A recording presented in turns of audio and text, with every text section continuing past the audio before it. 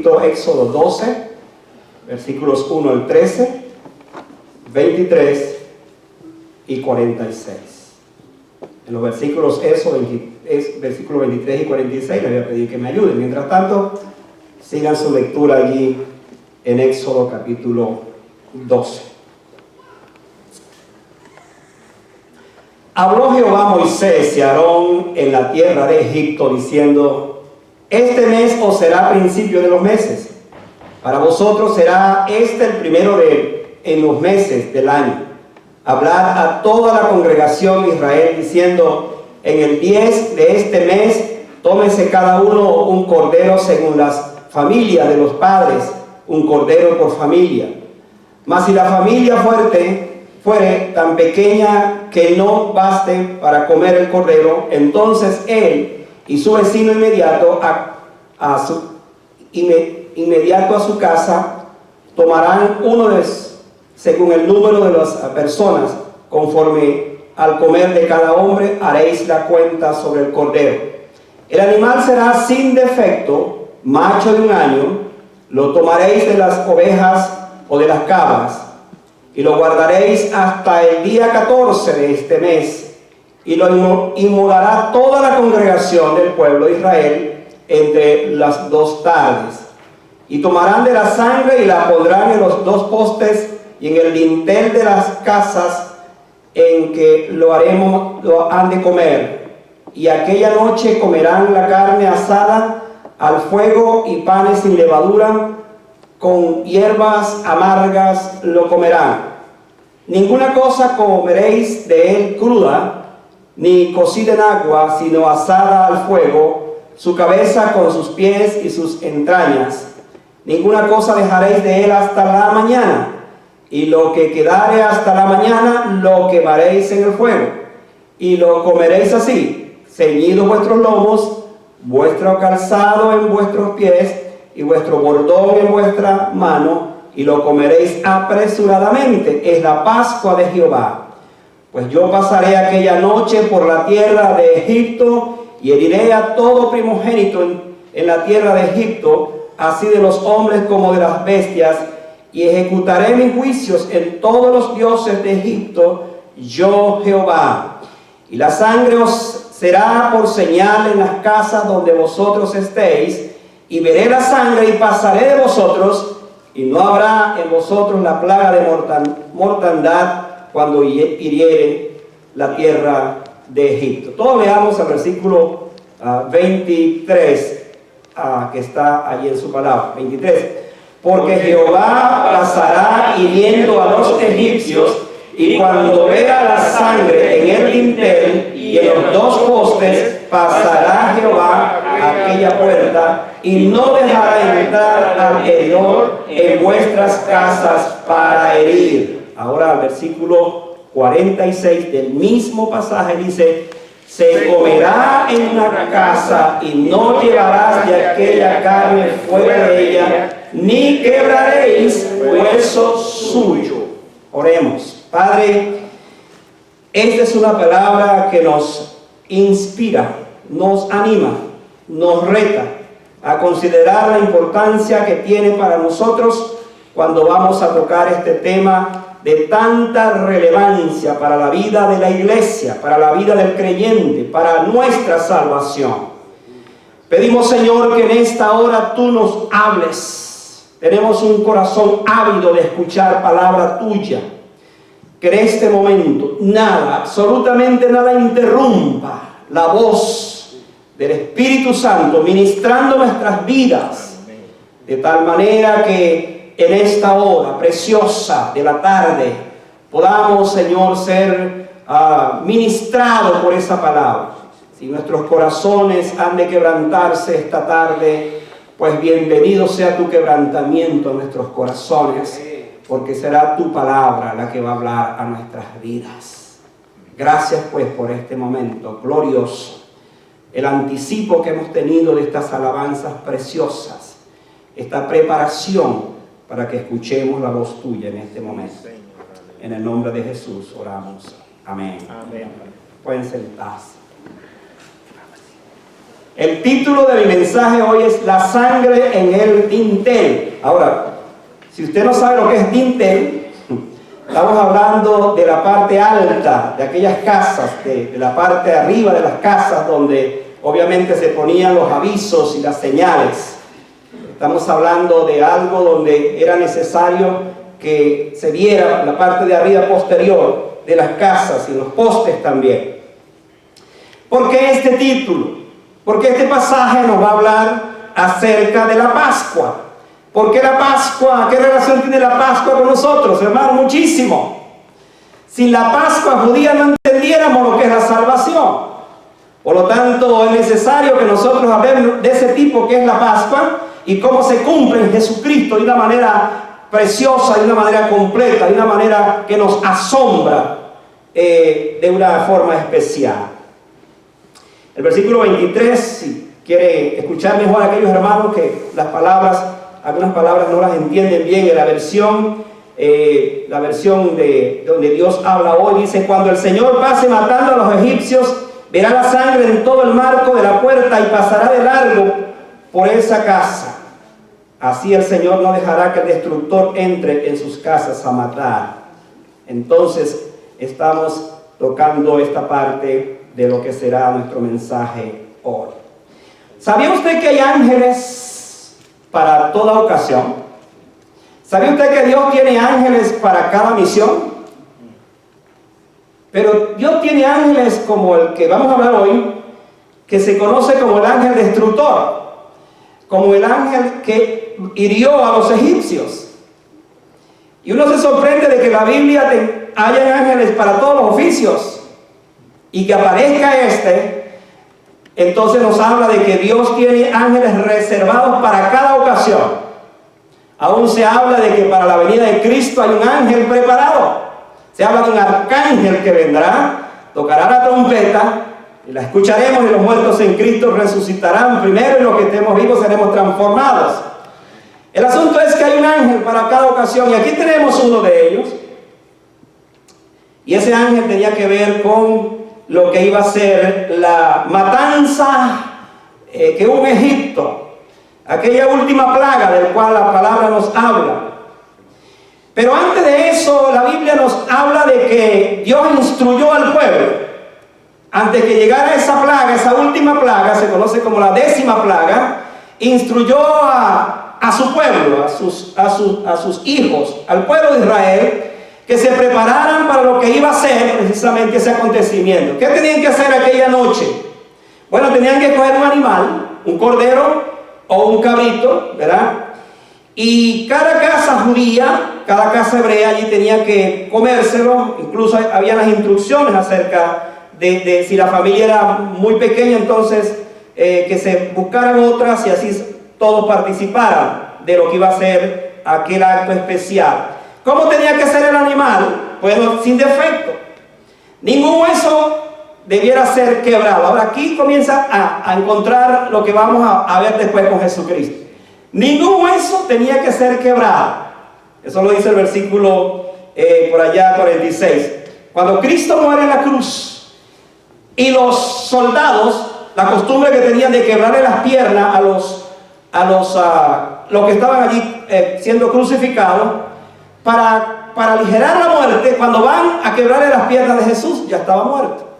Se cumplió la palabra, se cumplió el tipo, y comienza a verse aquí, entonces, ¿por qué razón ellos, el pueblo judío, tenía que comerse aquel animal, pero sin que sus huesos fueran quebrados?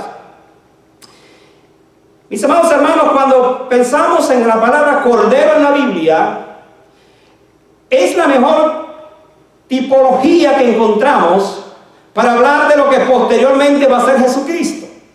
Usted abre, por ejemplo, Isaías 53, lo primero que encuentra es dice, como cordero fue llevado al matadero, no abrió su boca, porque esa es una de las figuras hermosas de un cordero.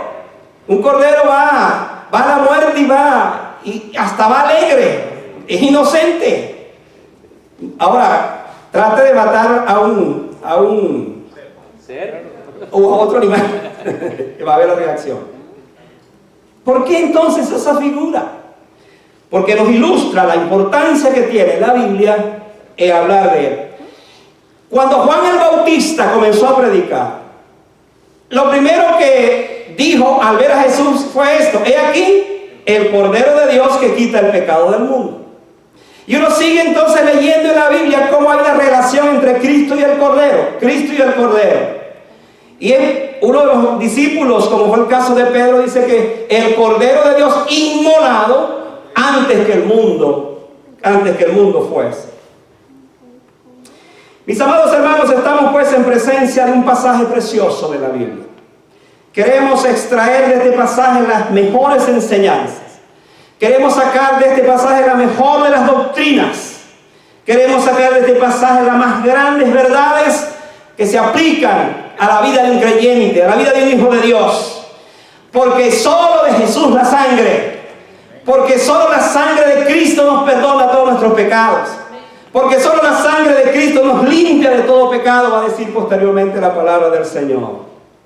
¿Cómo fue esto posible? Precisamente en el cumplimiento de este tipo en lo que tiene que ver con el Señor. ¿Cómo es que aquella señal o tipo se cumplió en Cristo como el antitipo? Vamos a responder de la siguiente manera. Vayan a sus Biblias, allí en el capítulo 12, y vamos a estar ubicados en el versículo 13 de ese pasaje que ya leímos. Pero vamos a repetirlo para que eso quede allí muy grabado en nuestras vidas. Versículo 13. Tenga su Biblia y sígala, por favor, para que se alimente de una manera completa esta tarde. Y la sangre os será por señal en las casas donde vosotros estéis. Y dice: veré la sangre y pasaré de vosotros, y no habrá en vosotros plaga de mortandad cuando hiera la tierra de Egipto. La primera verdad que sacamos de esto es que la sangre en el dintel de las casas es una señal que el destructor de la vida pasará de largo. Escuche esto. Es una señal que cuando venga el destructor, el ángel destructor, y al ver esa señal va a pasar de largo. Pero ¿qué es lo que hace posible que él pase de largo? La sangre en el dintel. La sangre como señal. La sangre que está allí. Es lo que hace posible que cuando él venga, y entonces que venga para destruir a todo lo que sería esa humanidad que habitaba allá en Egipto, al ver la sangre en aquel lugar, entonces pasaría de largo. Si usted no había o sabía lo que es un tipo o símbolo de la sangre de Jesús, tiene que ver esto. Lo que sucedió aquella noche previa antes que Israel saliera como un pueblo libre de Egipto es una señal inequívoca de la futura sangre de Cristo. Observe lo siguiente: no fue una casualidad que Cristo escogiera para morir exactamente cuando los judíos estaban celebrando la Pascua. ¿Se dio cuenta de eso? No escogió otra fecha, escogió fue la Pascua. Interesante que él mismo mandó a preparar la Pascua. No sabemos, pero la Biblia nos dice que él escogió una casa y le dio instrucciones a los discípulos. Las instrucciones, ellos preguntaron esto: ¿dónde quieres que preparemos para que comas la Pascua? Y él dijo: id a la ciudad a cierto hombre, no sabemos, pero lo tenía preparado, y decirle: el maestro dice, mi tiempo está cerca, en tu casa celebraré la Pascua con mis discípulos. Los discípulos, en obediencia al mandato, fueron y prepararon la casa, obviamente, para la Pascua del Señor. Ahora, tome en cuenta esto. Esa era la última Pascua que Jesús celebraría. La última. Por cierto, más adelante habla de que la próxima vez que la va a celebrar será en el cielo, cuando esté con su iglesia, en otra dimensión. Pero ¿qué sucedió esa noche? Esa noche se instituyó la cena del Señor. A raíz de ese acontecimiento, después dice que hubieron cenado, que hubieron tomado la cena. Jesús tomó la copa, les entregó el vino y les dijo: esta vez, esto es mi sangre. Tomó el pan y lo partió: este es mi cuerpo. Y de esa manera instituyó lo que nosotros conocemos hoy como la cena del Señor. Pablo va a decir después que Cristo, nuestra Pascua, ya fue sacrificado. Ya se cumplió en Cristo lo que era el tipo antiguo. Ya entonces Él ha sido sacrificado por nosotros. Amén. Volviendo al tema, dice el texto: y veré la sangre y pasaré de vosotros. Aquella noche tuvo que ser la más terrible de todas las noches que vivió Egipto en toda su historia. Y aunque las tinieblas de la noche habían cubierto a todas las casas, el ángel destructor podía ver perfectamente la señal en los postes y en el dintel de las casas. Permítame pensar en esto. La sangre es como una luz que brilló en la parte delantera de la casa. Y cuando venía el ángel destructor, esa luz estaba allí. Y entonces le estaba diciendo al ángel: no, aquí está una familia que tiene otra luz, que es la luz de la promesa y de la esperanza de Dios. Por lo tanto, pasa a la otra casa. Y de esa manera vamos entendiendo cómo es precisamente esto. Dice: veré la sangre, en la parte distintiva, para que el destructor no obrara en ese sentido. He aquí algo poderoso, mis amados hermanos. El verdadero concepto de la Pascua es que Él va a pasar. De ahí viene esa idea del pesar también que se utiliza en el hebreo. Ve la casa, ve la señal y pasa. Eso es la Pascua en ese sentido.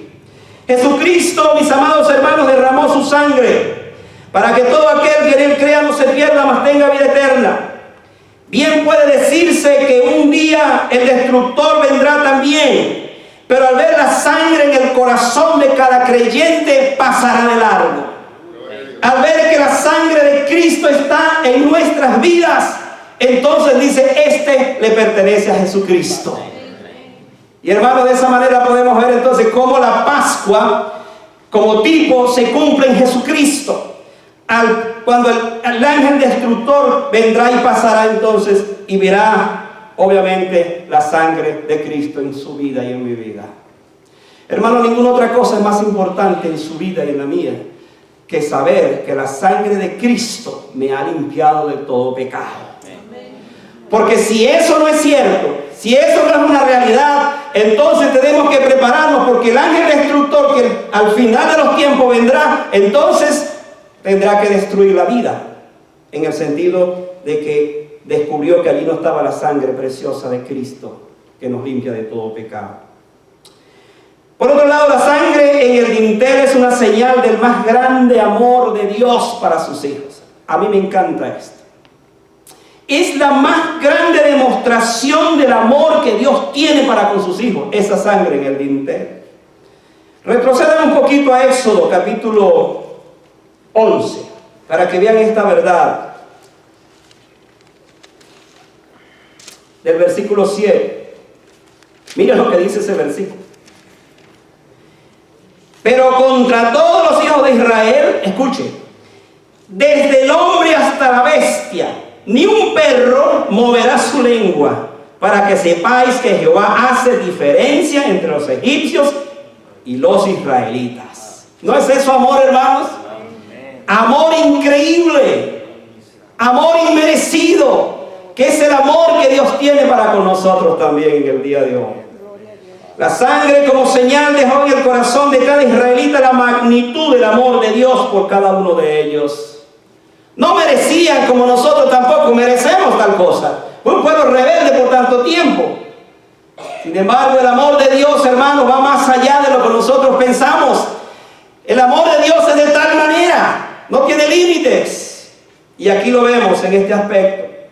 Al principio Egipto lucía imponente con su yugo esclavizador, y el pueblo de Israel simplemente sentía el dolor del látigo que doblegaba su honor y su honra. Pero ahora estamos viendo que Dios hace diferencia entre los egipcios y los israelitas. La razón por la que Dios hizo esta distinción entre su pueblo y los que no lo son tiene propósitos eternos, más que verse como una distinción caprichosa. Déjeme verlo de esta manera. De repente alguien puede decir: pero ¿cómo es que Dios salva a algunos y a otros no? Bueno, en primer lugar, eso no es cierto. Dios entrega su amor para todos y depende de la persona si lo acepta o no. La distinción que Dios hace en este sentido es para que veamos cuán amor nos ha dado el Padre para que seamos llamados hijos de Dios. Ahí está la diferencia. La diferencia estriba no en que nosotros seamos mejores que otros. La diferencia está en el amor de Dios que Él ha tenido para con la humanidad. Y esa humanidad que le acepta, esa humanidad que le recibe, entonces es objeto de ese amor. La diferencia que Dios hizo aquella noche la sigue haciendo hasta el día de hoy. Egipto es un tipo del mundo sin Dios, del inconverso que vive a espaldas de Él. Mientras que Israel representa a los hijos de Dios que llevan consigo la señal de la salvación. Esa señal nos distingue de los demás. Es la razón del amor de Dios para con nosotros. Por lo tanto, hay una diferencia muy grande. Y esa distinción se hace presente de esa manera.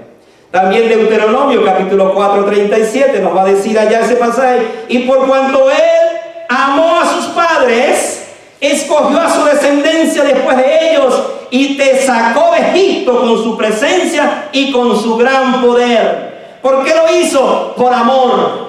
Por amor. Estaba escuchando en estos días un programa acerca de la gracia. Y a veces pensamos que la gracia solamente es del Nuevo Testamento. Y hermano, qué equivocado a veces estamos. Porque pensamos, no, la ley fue del Antiguo Testamento y la gracia del Nuevo Testamento. Hermano, desde el Génesis hasta el final de la Biblia encontramos la gracia de Dios. Y la gracia de Dios aquí la tenemos manifiesta. ¿Por qué? Porque Él amó tanto a su pueblo, en ese sentido, que desde un principio manifestó también ese amor hacia ellos. El Señor deja claro en este texto que la razón de la escogencia divina de Israel no se debía a una preferencia caprichosa, como he dicho, sino porque dentro de todos los pueblos de la tierra Él escogió a ese pueblo para que llevara su gloria. Hoy día nosotros existimos como iglesia porque existió un pueblo de Israel. Si no sabía eso. Porque Jesucristo le dijo a la mujer samaritana que la salvación viene de los judíos. Y Él era un judío. Y Él es un judío. Por lo tanto, la salvación proviene de Él en ese sentido. Y vemos la manifestación de ese gran amor como Él lo va a manifestar posteriormente. La muerte del Cordero de la Pascua fue por el amor de Dios por su pueblo. Fue la muerte de la preservación. Este es el cumplimiento de Juan 3:16 en la escena de la Pascua. De tal manera amó Dios al mundo que dio a su Hijo, a su Cordero, inmolado, perfecto, sin mancha, sin arrugas, un Cordero totalmente de Dios, para morir por nosotros.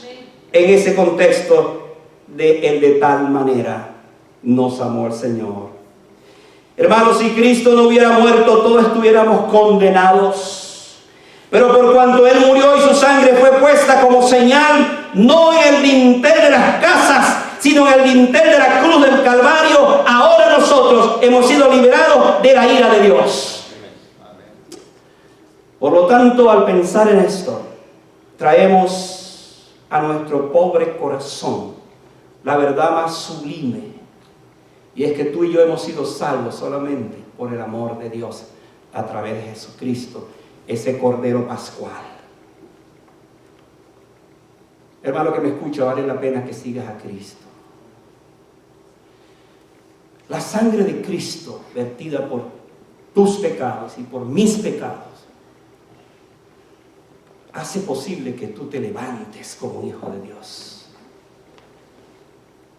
para que vivas diferente, para que no seas el mismo creyente de siempre, para que veas cuánta bendición hay en la sangre de Cristo, que nos hace verdaderamente hijos de Él para siempre. El amor de Dios hace posible una salvación eterna en lugar de una condenación eterna. Volvamos a la escena. El ángel destructor vendría esa noche. Vio la señal en el dintel y pasaría. Pero es obvio pensar que en esa noche hubo unos salvados y otros condenados. Y eso va a ser la realidad final. que espera este mundo. Por eso mi tercera verdad es que la sangre en el dintel es una señal del juicio que vendrá sobre el mundo. ¿Dónde vemos esto? Vaya al capítulo 11, versículo 4. Todo ese pasaje nos habla de esa historia. Y ahí ese versículo nos dice: a la medianoche yo saldré por el medio de Egipto. Vamos a leerlo completo. Dijo pues Moisés: Jehová ha dicho así: a la medianoche yo saldré por el medio de Egipto. Ahora, quiero que me siga muy de cerca en esto, porque aquí encontramos una verdad muy profunda para nuestras vidas. He dicho que este versículo es solemne, es significativo en este relato. Hace aquel momento, o hasta ese momento, Dios había ejecutado por lo menos 9 poderosas plagas, y el corazón del faraón se había medio ablandado. En unos momentos dice: está bien que vayan. Había cedido incluso hasta que se fueran los hombres, porque él estuvo reteniendo a las mujeres, a los hijos, y después que se vayan los hombres. Pero estaba luchando para que dejaran todas las pertenencias. A estas alturas, a este momento, ya Faraón entonces es un hombre que está quebrantado, y ahora viene la plaga que va a quebrantar mucho más su corazón, que es la plaga precisamente la que se conoce como la plaga de la muerte de los primogénitos. El historiador nos dice que ya Egipto estaba destruido, pero ahora llegó el momento para demostrarle, como va a decir más adelante, el momento grande al faraón y a sus dioses, quién es el verdadero Dios. Es el momento para que él supiera de una vez y para siempre con quién se estaba metiendo. ¿Por qué tenía que escuchar a Moisés, que él había escogido, para que entonces él pudiera ceder y dejar libre a su pueblo? No sabemos quién fue el ángel que Dios escogió, a quien Dios escogió para entrar aquella noche nefasta, pero lo que sí sabemos es que quedó en la memoria de la nación por generaciones. La señal de la sangre se puede confirmar con los más incuestionables juicios divinos. Al final de los tiempos, escuche esto, cuando Cristo venga en su segunda venida, también vendrá un ángel y hará una distinción entre su pueblo y los que no son su pueblo, entre las ovejas y los cabritos, y dirá que a unos sean apartados a la derecha y otros a la izquierda. Estos irán a la vida eterna y los otros a la condenación, al juicio eterno. Los que le rechazaron entonces irán al castigo eterno. Es un tipo que nos muestra entonces el juicio de Dios en ese sentido. El versículo 13 que estamos leyendo del capítulo 12 dice: y no habrá entre vosotros plaga de mortandad, como para decirnos: ciertamente en el resto de los egipcios habrá mucha muerte, pero en medio de ustedes habrá vida. Y eso es lo que hace la diferencia con Jesucristo. Mientras el mundo muere en sus pecados, delitos y pecados, el que es un hijo de Dios vive y vive para siempre. Hermanos, vamos a imaginarnos la escena de aquella noche. Vamos a imaginar. Veamos a cada familia buscando el cordero sin mancha. Imagínense, de 1 año, sin defectos. Pensemos en la solemnidad de la noche, cuando cada familia se reunió para sacrificar su propio cordero salvador, si me permiten esa expresión. Veamos a los padres de la familia tomar un profundo cuidado y con mucha reverencia la sangre salvadora. Traigamos a nuestra imaginación aquel momento cuando ellos salen a la puerta y comienzan con mucha solemnidad, con mucho temor, a untar la sangre en los postes, en el dintel. Imaginémonos a esa familia recogida, compungida, llena de mucho temor. Imaginemos ahí reunidos comiéndose el cordero, apurado, apresurado, porque esa era la orden. Y allí vemos entonces que aquello era una de las primeras señales del juicio. Ahora, quiero que se imagine esto. La sangre del cordero hizo posible que pasara el ángel destructor. De repente comenzaron a escuchar gritos desgarradores de la familia que está al lado. Gritos de dolor, gritos que están conmoviendo el corazón. ¿Qué está sucediendo en ese momento? ¿Qué está pasando en ese momento? El ángel destructor está tocando la vida de los primogénitos. Imagínense las madres, los padres llorando en aquel momento. Pero aquí es donde yo quiero que usted se imagine algo que va a ser peor. Porque si esa sangre que está en el dintel es la señal para que el ángel destructor pase, esa señal será la que va a pasar en el día final y en el juicio final. Porque los gritos que saldrán de aquella multitud en el castigo eterno, dice que será como el lloro y el crujir de dientes en aquel momento final. Vea el paralelismo, vea el simbolismo. Una nación en la oscuridad llorando. Toda una nación, imagínense el grito de toda esa noche. Porque no es uno, no es dos, no es tres, es todo Egipto. Es todos los primogénitos. Todo el mundo está llorando, está gritando, está gimiendo. Mientras que hay un pueblo salvado por la sangre del Cordero. Amén. Hermano, yo no puedo pensar en otra cosa más sublime que esta. No puedo encontrar una mejor comparación que pensar en este tipo. Mientras hay una nación, y que conste también, la oscuridad es otro sinónimo para el infierno. El ángel no vino de día, el ángel vino de noche, en la penumbra de la noche. Y aquellos que estaban salvados por la sangre del Cordero escucharon los gemidos. Pensaba yo en esta semana en el privilegio de ser un cristiano, privilegio de ser un hijo de Dios. Fuimos salvados no porque nosotros lo merecíamos, no porque haya algo bueno en nosotros. Nos salvó por la misericordia de Dios, por la gracia de Dios que cantábamos. Nos salvó porque Él es Dios y le plació salvarnos. No me pregunte cómo explicar esto, porque no sé cómo explicarlo. Lo que sí sé es que me salvó y le salvó a usted por la sangre de Cristo. No hay otra manera de entender esto. Y mi último pensamiento es que la sangre en el dintel es una señal de libertad del pueblo de Dios. Gloria a Dios. Es una señal de libertad. Retrocedan ahora al capítulo 11. Vean el versículo 1. Dice el versículo 1: Jehová dijo a Moisés: una plaga traeré aún sobre Faraón y sobre Egipto, después de la cual él os dejará ir de aquí y seguramente os echará de aquí del todo. O se van o se van.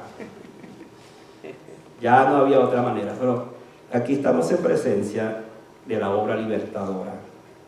¿Se acuerdan de la semana pasada que les hablé de la zarza ardiente? En esa tipología. ¿Se acuerdan de aquel pasaje donde dice, en el capítulo 3 de Éxodo, cuando dice: he oído, he visto y he descendido? Lo está diciendo Dios. ¿Para qué? Para libertar a ese pueblo. Pero te he escogido a ti para que venga y sea libertador. Y ahora estamos en presencia de esto. Es el momento para que Israel sepa que aquí está su libertador. Que aquí está el Dios de la promesa, 400 años atrás, que había prometido llevarle a la tierra prometida, ahora está aquí presente, para darle la libertad gloriosa a su pueblo y salga de aquella condición. Mis amados hermanos, uno puede imaginarse aquellos años de esclavitud, puede imaginarse cómo su pueblo pasó por tremenda condición de vida. La Biblia habla de que aquel estado era tan triste para ellos, que no veían forma de salir. Escuchaban de una promesa y decían: ¿cuándo vendrá esa promesa? Y aun cuando Moisés comenzó a ir y a visitarles, ellos no creían, hasta se oponían, porque no creían en eso. Pero ahora llegó la hora de la están allí preservadas, están salvadas. Se están comiendo el cordero apresurado. ¿Por qué? Porque en la mañana todo ese pueblo saldrá a la gloriosa libertad, saldrá a la tierra prometida. Y saldrá porque la sangre del cordero hizo posible esa libertad. A partir de allí Israel recordaría la celebración de la Pascua para siempre. Recordaría la noche cuando el ángel destructor pasó y ellos quedaron a salvo. La Biblia nos dice que cuando llegó el cumplimiento del tiempo, ¿qué sucedió? Dios envió a su Hijo nacido de mujer para que también fuera nuestro gran libertador de la esclavitud del pecado. Ahora nosotros tenemos la señal de la sangre que ha traído el descenso en la vida de Jesucristo. Él vino como un bebé, nació por obra del Espíritu Santo y se constituye el Cordero perfecto porque es sin pecado, sin mancha. Y Él entregó todo su cuerpo, toda su sangre, para que nosotros pudiéramos tener la libertad gloriosa. Pablo va a decirnos en Romanos 5:9, pues por mucho más estando ya justificados de su sangre, por Él seremos salvos de la ira de Dios. ¿Cuál es, pregunto esta tarde, su reacción cuando usted ve la sangre? ¿Se siente tranquilo cuando ve la sangre de alguien que sale de su cuerpo, por ejemplo? Me imagino que la sangre de los animales quizás no produce tanto impacto en nuestras mentes, pero piense un poco en ver a alguien que se está desangrando, que sale sangre de su cuerpo y que no hay forma de detenerse. Traiga a su imaginación lo siguiente: los soldados que mataron a Jesús, que crucificaron a Jesús, estaban acostumbrados a esas muertes. La sangre no les producía ningún tipo de reacción. Pero a los pies de la cruz estaba una mujer llamada María, la madre de Jesús. Estaba un discípulo llamado Juan. Los otros estaban muy lejos. Y ellos vieron la sangre de su hijo o de su maestro que brotaba de sus manos, de sus pies, de su cabeza, que brotaba, que salía. Y vieron cómo en esas horas terribles, 6 horas, todo él se desangraba. Y allí tienen esa imagen de él. Y en lugar de pronunciar palabras de maldición como lo hacían los otros hombres, dijo 7 palabras de bendición para esta vida. Mientras él se seguía desangrando y desangrando y desangrando, hasta que dijo: consumado es. En tus manos encomiendo mi espíritu. Amada iglesia, Jesús murió para darnos libertad. La sangre de Cristo tiene un poder libertador. Nos liberta y nos da toda la justicia que solamente podemos tener en Él. La sangre de Cristo posee el poder más extraordinario de liberación.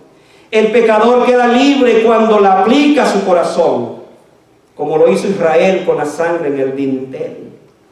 De esta manera Jesús nos hace libres. Concluyo esta tarde con estos pensamientos. Apreciado hermano que me escuchas esta tarde, si Dios no ve la sangre en tu corazón, pasará de largo. Pero si Dios ve la sangre en tu corazón, entonces sabrás que eres un hijo de Dios. Y cuando Él venga, y un ángel hará también la separación, Él podrá distinguir que la única señal de tu vida para ser un hijo de Dios es la sangre de Cristo. Interesante que Pedro no estuvo allí en ese momento cuando Jesús moría. Dice que estaba lejos, miraba de lejos. Pero Pedro ha sido el apóstol, escuche, que escribió uno de los versículos más extraordinarios de la Biblia acerca de la sangre. Escuche lo que dice 1 de Pedro 1, 18 y 19.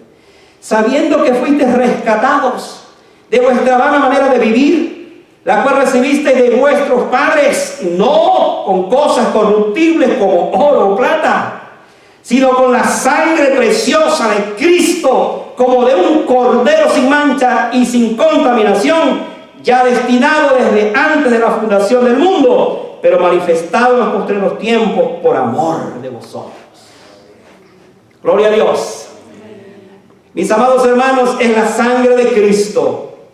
Ahora en el cumplimiento de ese tipo, de la Pascua, que hace posible que hoy nosotros entremos a ese lugar santísimo, del cual también hemos hablado en anteriores ocasiones. Es la sangre de Cristo la que sigue obrando en nuestras vidas para que vivamos solo para Él.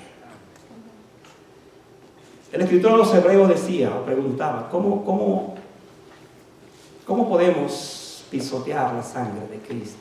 Hablando de lo que nosotros debemos hacer ahora para el Señor. ¿Has sido perdonado por la sangre de Cristo? ¿Has encontrado en su sangre plena salvación? Es la sangre de Cristo la razón de tu salvación. Amén. Que así sea. Amén.